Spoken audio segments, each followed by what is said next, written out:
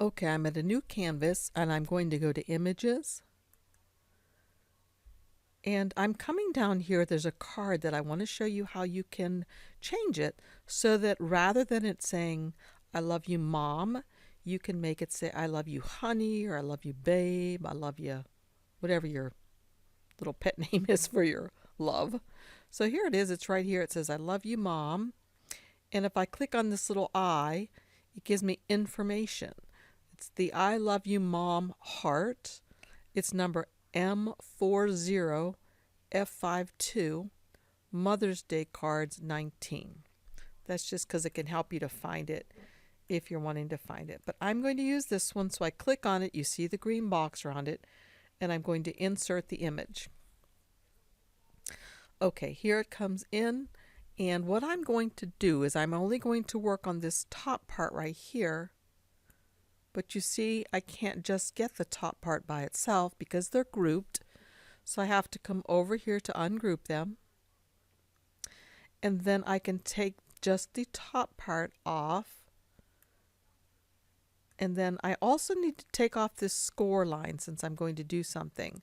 So notice that these things, I still can't move one off of the other. So what I need to do is I need to come down here to where it says detach. And that detaches the score line. Okay, so I can move it off.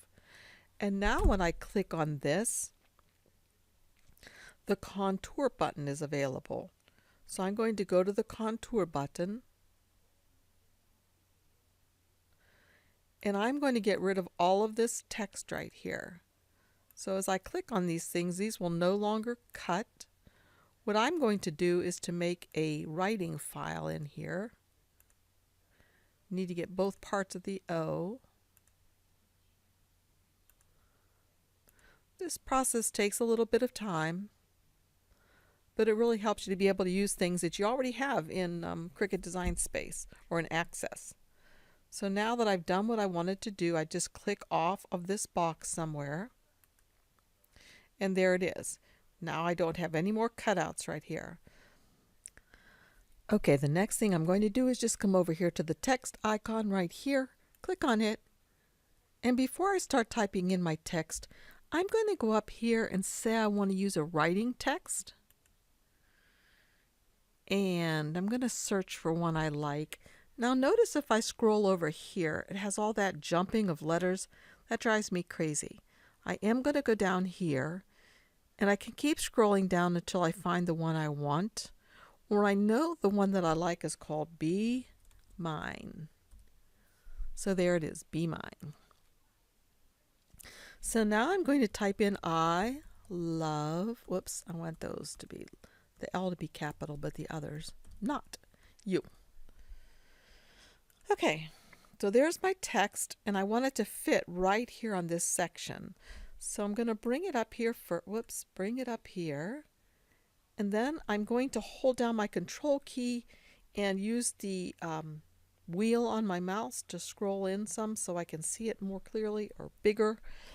Then I'm going to use this key and make it smaller so that it'll fit.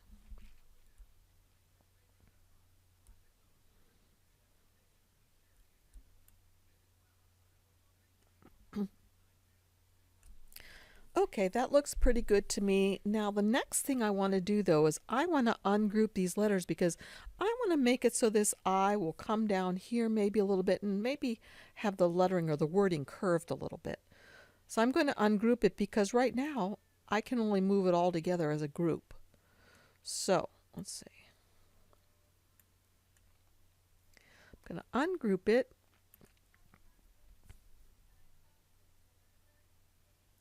And now I can move the I by itself, and maybe I want to rotate it a little bit, like that.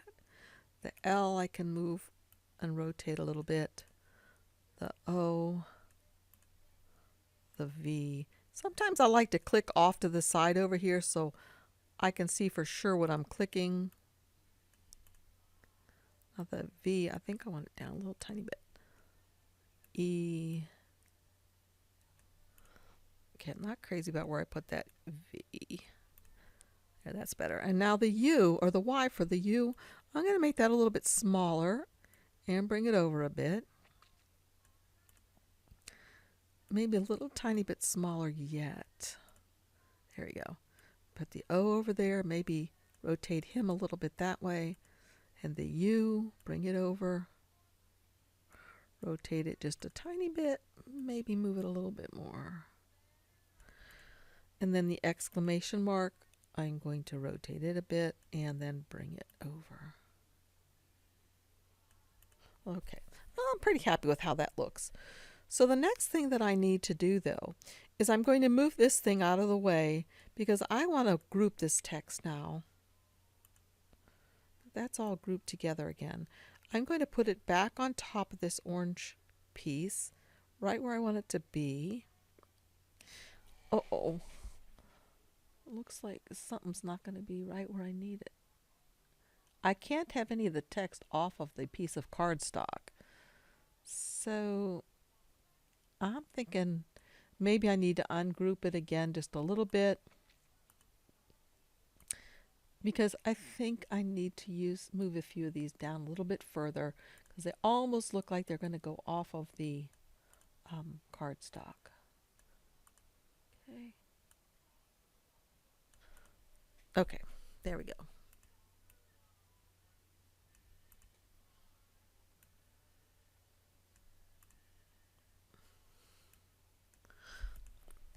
Okay, so once again, I'm going to group them, draw a box around them and group.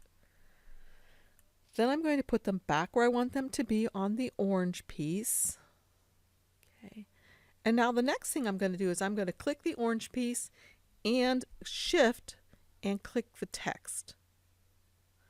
Okay, that gets all of this text group and the orange piece. And I'm going to attach those because I want that writing to be on that orange piece.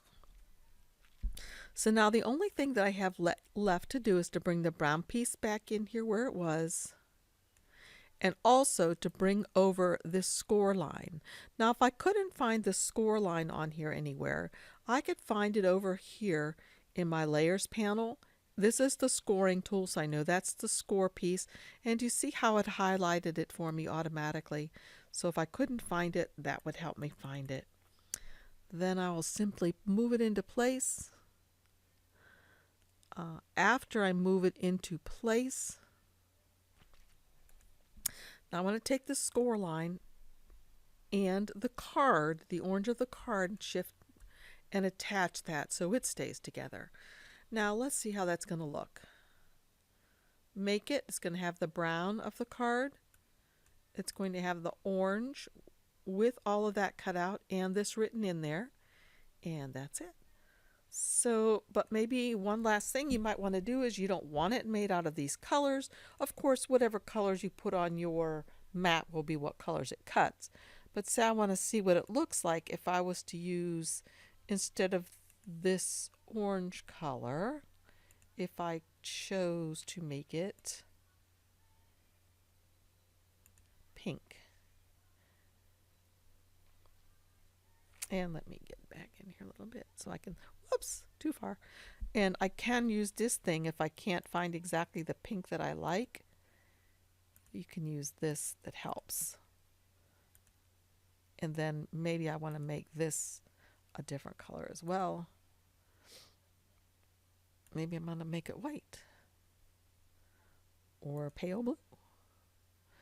Maybe, well, anyway, you can change it however you like. Again, it will just change depending on what other pieces of cardstock you use on your mat. So that's it. I hope this helps.